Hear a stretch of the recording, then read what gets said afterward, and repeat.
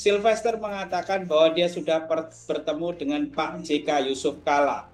Namun pertemuan tersebut ternyata dibantah oleh juru bicaranya Pak JK sendiri, yaitu Pak Hussein Abdullah. Pak Hussein Abdullah mengatakan bahwa Sylvester tidak pernah bertemu Pak JK. Pak JK pun tidak pernah mengenal dia. Dan semakin menegaskan lagi ketika dibantah oleh anaknya Pak JK, yaitu Pak Mukhlisa Kala. Dia menyampaikan pembohong, tidak pernah bertemu Bapak dia buronan. Bagaimana dengan pernyataan ketemu Pak JK? Ini makin mengekalkan kalau pendukungnya Pak Jokowi itu memang diajari bohong begitu ya.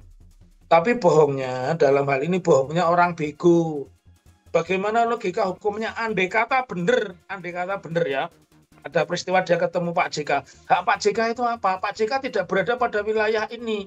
Tidak berada pada wilayahnya. Ini wilayahnya kejaksaan, tinggal dia di borgol masukkan penjara begitu. Nggak ada wilayah lain ketemu Pak. Ini kan bahasanya kan muter-muter. Saya akan menjalani proses hukum. Proses hukum apa? Ini sudah bukan proses hukum, tapi proses pemidanaan. Assalamualaikum warahmatullahi wabarakatuh. Teman-teman semua, pada kesempatan malam hari ini kita menghadirkan satu orang pakar hukum pidana, Dr. Muhammad Taufik SHMH, dan kali ini kita akan membahas kasus yang semakin meruncing, yaitu tentang Sylvester Matutina yang sudah ditetapkan sebagai narapidana. Dan kemarin pada Senin tanggal 4 Agustus 2025, Kejari Jakarta Selatan sudah mengirimkan surat.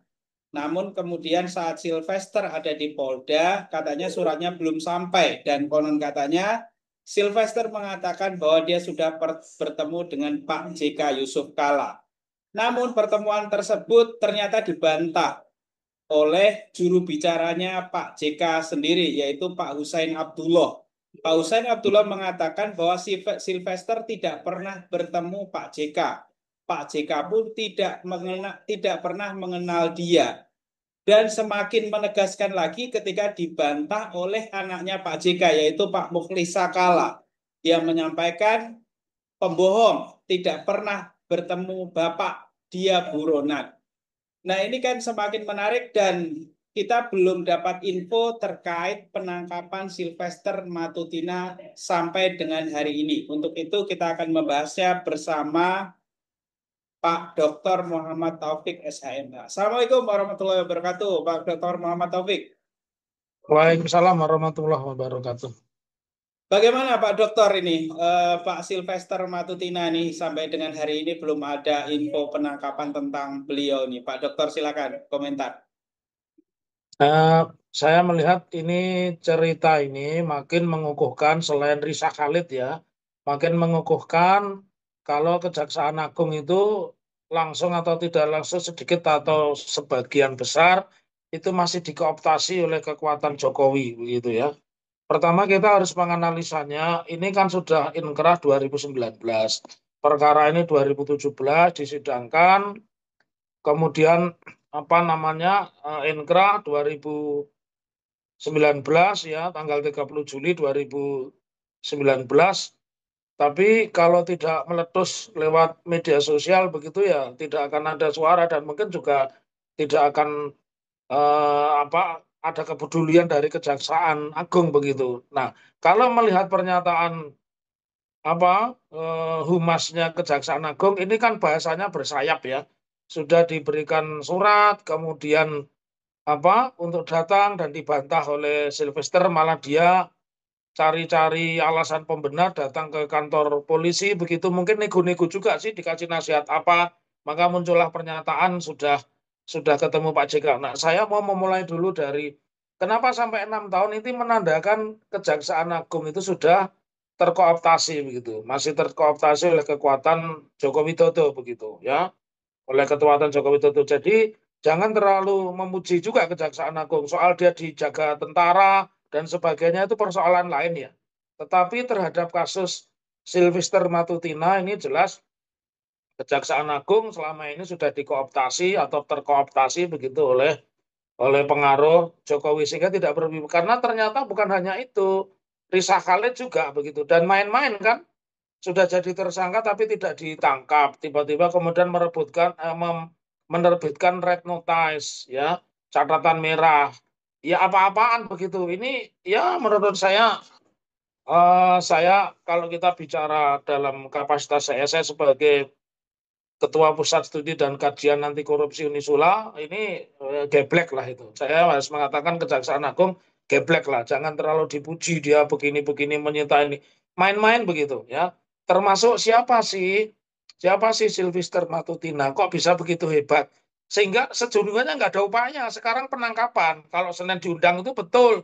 Diundang untuk eksekusi. Nah, mekanismenya begini. Seseorang yang mau dipenjarakan, apakah dalam proses tersangka, terdakwa, lebih-lebih terpidana itu pasti diperiksa kesehatannya dulu. Jadi Sylvester itu diundang, didatangkan dokter begitu, dicek tensinya, riwayat kesehatannya, kemudian peneliti administrasi dari Kejaksaan Agung akan memeriksa benar saudara ini orangnya tidak salah. Karena di Indonesia banyak kemungkinan ya.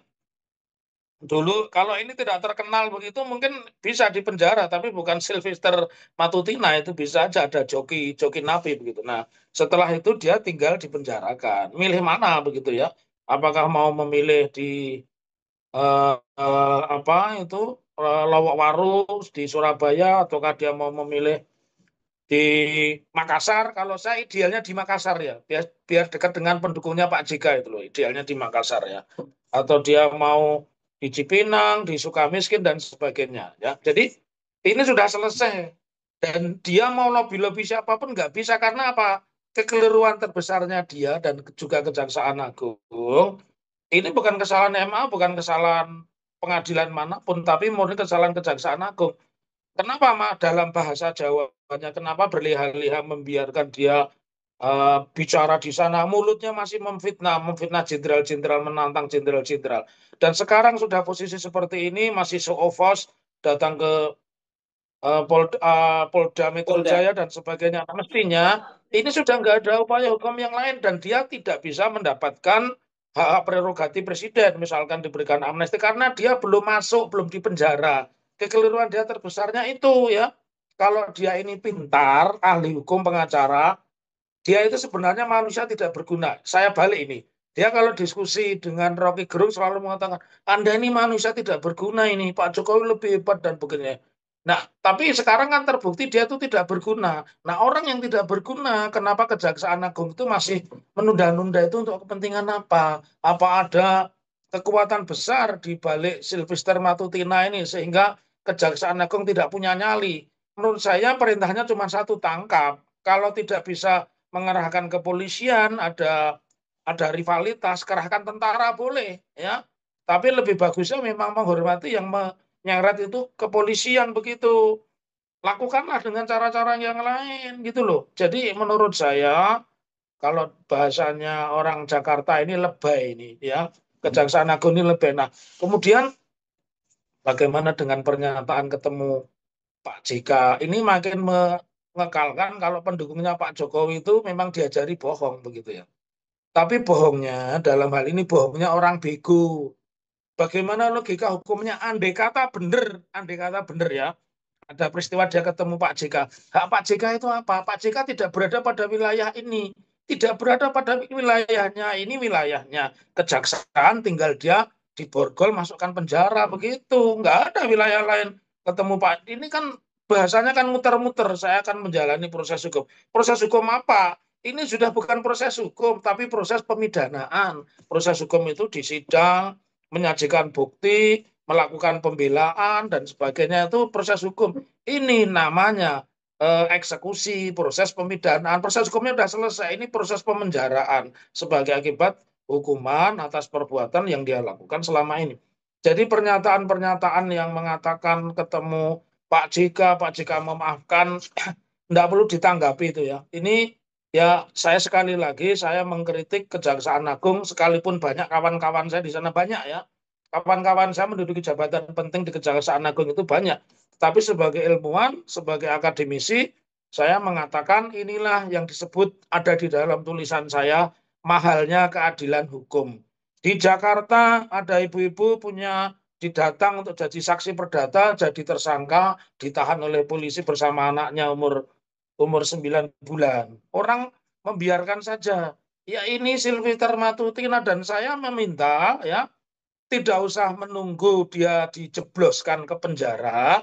Itu Pak Prabowo harus mencopot yang namanya Sylvester Matutina sebagai komisaris ya. Nggak ada manfaatnya. Ini kebalik seperti dulu saya sering mengatakan Rocky Gerung, kamu tuh nggak berguna. Anda itu tidak berguna buat negara ini ya. 1.000 si Sylvester ditahan pun tidak ngaruh pada negara ini. Jadi orang-orang yang sudah seperti ini itu sudah tidak perlu lagi tampil di muka publik, tidak perlu diwawancara. Yang dia lebih cocok diwawancara di penjara, wawancara cocoknya manusia itu. Salam akal waras, tetaplah menjadi orang yang cerdas, jernih, jujur, pemberani. Oke, Dokter Muhammad Taufik, ini ada satu pertanyaan lagi yang menurut saya ini penting untuk dijawab. Sejauh ini kan Sylvester Matutina tetap saja berkoar-koar mendukung dan membela apa saja yang dilakukan oleh Pak Jokowi, khususnya dalam dugaan ijazah palsu ini, dan bahkan beliau itu melayangkan apa namanya melayangkan ke Polda itu untuk menangkap Roy Suryo, dia sebut Roy Panci di situ. Nah, secara hukum apakah kemudian pelaporan dari Sylvester Matutina ini berhak dilanjutkan lagi padahal beliau statusnya adalah sebagai narapidana. Nah, ini secara hukum seperti apa, Dr. Muhammad Taufik? Pertama, dia tidak memahami hukum acara pidana. Hukum acara pidana itu tata cara menjalankan aturan-aturan pidana. Aturan pidana itu formil, material apa, itu diaturnya di hukum acara. Dia tidak memahami itu. Kemudian yang kedua, Sylvester Matutina itu di dalam bahasa hukum nobody. Dia itu bukan siapa-siapa, kamu itu bukan siapa-siapa. Terus yang ketiga, kenapa saya bilang dia tidak memahami sistem peradilan pidana? Karena penetapan tersangka dan sebagainya itu sudah masuk penyidikan. Penyidikan itu bukan wewenangnya seorang Sylvester Matutina. Dia sama sekali nggak paham, jadi dia tidak paham hukum pidana, dia tidak paham hukum acara pidana, dan dia itu nobody.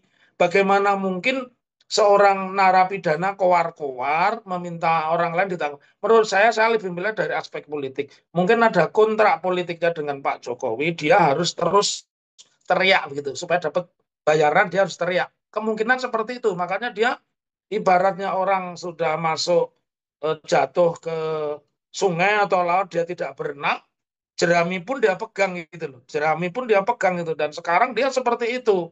Masih ingin menunjukkan eksistensinya, masih ingin mengatakan saya masih survive sebagai pembela Pak Jokowi. Uh, Kalau dia mengatakan saya tidak sah, menurut saya bahasa Jawa, bahasa Inggrisnya meminjam istilahnya Gus Dur ya, bukan Gus Dur, like I care, emangnya gue pikirin. Ya, dulu Gus Dur terkenal dengan ungkapan like I care. Emangnya gue pikirin itu. Nah, jadi nggak usah di bahasa Jawanya nggak usah digagas, bahasa Jawa Timurnya nggak usah direken, bahasa Betawinya emang gue pikirin, ya. Bahasanya Australia nobody, kamu itu bukan siapa-siapa. Jadi nggak ngaruh. Jadi jangan media massa ini bagaimana ya orang narapidana diwawancara ngirim-ngirim surat minta ditangkap orang dia sendiri aja tidak konsekuen tidak konsisten kok ya jadi dia itu sudah kehilangan di dalam hukum namanya kredibilitas itu Oke. Artinya ya artinya kalaupun Sylvester misalnya melaporkan Jokowi ke Polda itu laporannya itu ya tidak berhak dilanjutkan gitu apa seperti apa, Dokter Muhammad Taufik? ya ya bolehlah diterima polisi dicatat terus dimasukkan kotak sampah begitu ya jadi cara menghargai Sylvester Matutina diterima, dicatat, dimasukkan kotak sampah. Karena suratnya Sylvester Matutina nggak ada hubungannya dengan sistem peradilan pidana, nggak ada hubungannya dengan proses Roy Suryo. Itu yang tadi aku bilang, saya ini ingin mempersembahkan pembelaan terakhir saya kepada Ndoro saya, majikan saya, begitu ya. Kalau pembantu itu bedinde begitu ya, itu kepada Ndoro Tuan, bahwa saya masih menghormati kamu, membela kamu di saat-saat saya ini sudah jatuh ke dalam air yang sudah seleher, begitu ya. Itu jadi kalau bahasa Jawa Timur no reken, bahasa Betawi emang gue pikirin ya, bahasa Jawanya Jawa Solo Jogja Semarang ora digagas Orang gitu. tiga gas. Ya. Oke, Dokter Ya. Muhammad, berikutnya ini seandainya Sylvester Matutina ini kemudian ditangkap oleh kejaksaan dan menjalani prosesnya ya, apakah status dia sebagai komisaris BUMN itu langsung gugur atau boleh dia sebagai seorang narapidana tetap menjabat sebagai komisaris, Dokter Muhammad Taufik secara hukum? Saya jawab yang terakhir. Kalau negara ini sinring boleh ya. Negara ini sinring, nggak ada orang pinter ya. Sarjana hukumnya cuma hitungan 10 jari saja begitu ya. Bolehlah dia jabat ya. Atau tadi aku bilang orang pinter SH-nya, sarjana hukumnya cuma 10 boleh. Tapi karena negara ini waras. Negara ini waras. Nah buktinya Tom Lembong dengan kepres dimentahkan semua perkara yang melingkupi dia. Yang lain-lain dimaafkan dengan amnesti ya. Jadi itu sama sekali tidak ngaruh. Saya sama sekali tidak ngaruh, tidak punya apa kekuatan apapun lah apa yang upaya yang sudah dia lakukan dan akan dia lakukan. Karena ini sudah terakhir. Kalau yang namanya kejuaraan itu yang menang kan kasih piala dia dikasih piala namanya borgol ya. Saya malah titip pesan kalau ketemu Pitra pinjem borgolnya Pitra. Pitra itu kan sering kalau itu Iya, iya, iya. ngelucu-ngelucu pakai borgol itu kasihkan ke itu, kasihkan Sylvester Matutina. Nggak ada upaya hukum apa, ya. Itu kekeliruan dia dan saya balik feedback lagi. Ini kalau bicara apa tentang tarik menarik kekuatan, Kejaksaan Agung sebagian atau seluruhnya masih dikooptasi oleh enggan keseganan kepada pendukungnya Pak Joko Widodo. Padahal Pak Prabowo sudah berubah ya meskipun belum revolusioner, tapi dalam waktu-waktu yang mendatang ini tentu akan ada perubahan. Dan saya sudah diberitahu oleh orang-orang Kumham, Gus Nur itu sejak Maret itu sudah tahu surat tentang amnesti sedang dibuat Prabowo itu sudah. Teman saya bilang kok terlalu lama ya harus menunggu sampai dengan bulan Agustus begitu baru diterbitkan. Tetapi saya dengar karena saya intens ya, kebetulan Gus Dur di Surakarta ya. Nah, saya juga tidak tahu apakah amnesti itu juga berlaku kepada Bambang Tri. Kalau Bambang Tri ya mestinya dia harus keluar. Nah, ini Bambang Tri itu masih di Lembaga Pemasyarakatan Sragen. Jadi kembali kepada topik tentang Sylvester Matutina, EU mau pakai strategi apapun itu sudah sudah nggak ada. Ya masuk penjara saja lah itu lebih terhormat. Nah saya kalau boleh memilihkan ya lebih bagus di Lembaga Pemasyarakatan Makassar itu ya. Itu bagus itu paling cocok buat dia itu ya. Nah, jadi nanti bisa Pak Hamid Awaludin bisa besok tiap saat ya. Anaknya Pak Yusuf Kala juga bisa lihat-lihat. Tapi kalau Pak JK saya yakin nggak pengen besok dan nggak pengen lihat gitu. Karena dia di depan Pak JK nobody. Kamu itu bukan siapa-siapa begitu. Oke, Ya. Dokter Muhammad Taufik, ini kita saya coba menyampaikan bahwa apa yang dibacakan kemarin statusnya Bambang Tri belum masuk daftar dari 1.000 lebih daftar Waduh, yang dibacakan ini kasihan ya. tidak masuk amnesti. Yang saya tahu begitu, Dokter Waduh, Muhammad Taufik. kasihan ya. Tapi Ya, tapi meski gimana? Apa? tapi PB masuk. Kalaupun tidak amnesti, PB Iya, masuk. iya, PB itu iya. sudah menjalani 2/3, harusnya dia sudah dikeluarkan. Gus Nur menjabat 2/3 itu pada tanggal 22 April 2025. Nah, sekarang sudah Julinya lewat, Agustusnya sudah minggu-minggu awal. Mestinya juga sudah dikeluarkan begitu. Ya. Iya. Ya, Dokter Muhammad Taufik, apakah kemudian ini sebagai indikator atau tanda-tanda bahwa ada perubahan di dalam dinamika politik yang selama ini dalam tanda kutip ya masih dikuasai atau dikooptasi oleh dalam tanda kutip rezim Jokowi ya. Apakah sudah ada perubahan Ya, ini indikatornya? Silakan Dr. Muhammad. ya perubahan sedikit lah. Sikap sikap pemaafan Pak Prabowo ini bagus lah, pemaafan Pak Prabowo. Tapi secara suprastruktur kekuasaan, penegakan hukum kita belum banyak berubah. Nah, buktinya masih ada ibu-ibu bawa anak 9 bulan di penjara, ya, belum banyak berubah. Baru terjadi perubahan kalau sudah penggantian besar-besaran, Kapolri diganti, ketua ketua PKK diganti. PKK apa KPK ya? KPK ya, KPK. Kayaknya Pak kadang-kadang Firly lupa. juga Pak Firly juga nggak ada kabar Pak sampai sekarang. Iya, Pak Firly juga tidak ada kabar. Kabarnya sudah kabur begitu ya. Ah, kemudian Kapolri pasti harus diganti. Beberapa Kapolda yang masih menjadi kaki tangannya Pak Jokowi diganti. Dan saya mengusulkan kalau ada penggantian Kapolri jangan orang reskrim, tapi berikan kepada orang-orang intel. Karena kalau reskrim itu pendekatan pendekatan balas dendam, pendekatannya cuma pidana. Mau enggak pidana, ini enggak mau pidana, ini tidak mau dipidana begitu-begitu. Kalau intel itu masih lebih manusiawi ya, karena dia tiap hari berinteraksi mendekati orang, membujuk orang begitu, itu lebih cocok. Karena saya kasih tahu sejarah polisi sampai hari ini, ketika keberadaan Kapolri belum pernah dijabat oleh orang-orang intel. Jadi sudah sepantasnya orang-orang intel diberi kepercayaan untuk menduduki jabatan sebagai kepala kepolisian. Ya, dan Kejaksaan Agung juga harus dirubah. Jaksa Agungnya sebaik-baik apapun kalau orang sudah terlalu lama di satu tempat, dia sudah akan kehilangan apa orientasi, dia akan kehilangan inisiasi dan dia juga cenderung berada pada wilayah-wilayah mapan. Kita butuhkan orang-orang yang progresif, ya. Itu kalau bahkan seharusnya kepala PPATK itu juga diganti itu ya, kepala PPATK. Jadi lembaga-lembaga penting itu harus diduduki orang-orang yang punya kredibilitas, orang-orang tidak bermasalah dan kalau ada revitalisasi di organ BUMN ya mestinya mengikuti Jepang. Saya kan belajar tentang Good Corporate Governance 2008 itu di Jepang. Di Jepang itu kalau perusahaan kinerjanya buruk, tidak untung begitu, bukan diduduki, bukan direksinya diganti, direksinya tetap menjabat, tapi gajinya dipotong, fasilitasnya dikurangi. Nah, di sini perusahaannya nggak berkembang, gajinya tetap fasilitasnya ditambahkan. Kan menurut saya ini gila-gilaan begitu. Ya, begitu, Mas, Dr. Muhammad pendapat Taufik, saya. ini agak menyimpang sedikit tapi masih dalam kerangka ini. Kalau kita lihat penegakan hukum kita ini kan no viral no justice ya, seperti apa yang terjadi hari ini. Hmm, Seperti Sylvester betul. ini diproses kan karena kemudian kemarin ada rame-rame ke Iya, Kejari Jakarta Selatan.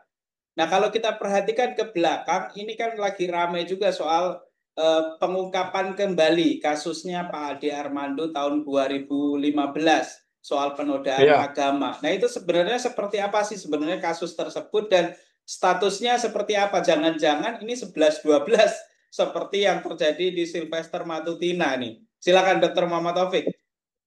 Sebenarnya di Armando bukan hanya 2015, 2022 pun juga ada begitu. Tapi saya tidak tertarik mengomentari Ade Armando itu PR yang berikutnya aja. Kita konsentrasi kepada Sylvester ya.